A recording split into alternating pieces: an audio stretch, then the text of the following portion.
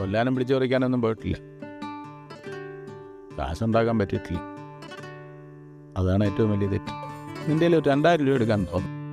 ഒരു കച്ചവടം നടത്തി പാളിപ്പോയാൽ അയാളെ കുടുംബത്തിൽ നിന്ന് തന്നെ അങ്ങ് മാറ്റി നിർത്തും അല്ലേ?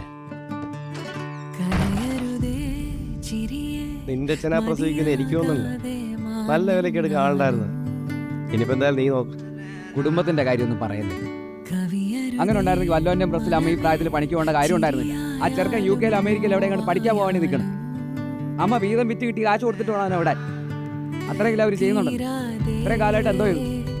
വെറുതെ ഒരു ജോലിക്ക് പോകാതെ ഇങ്ങോട്ടിലും കുത്തി കളിച്ചുകൊണ്ടിരിക്കാന്നല്ലാതെ ഇത്രയും കാലമായിട്ട് ഒന്ന് ചിരിച്ച് ഞങ്ങളുടെ അടുത്ത് സംസാരിച്ചിട്ടുണ്ട്.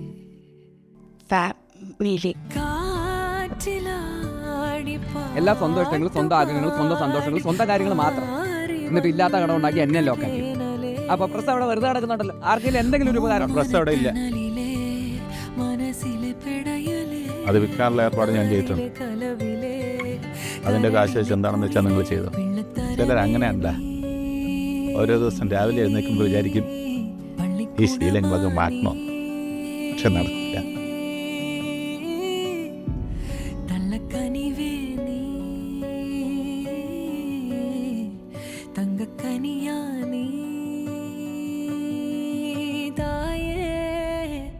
ചിരിതായേ രാരീ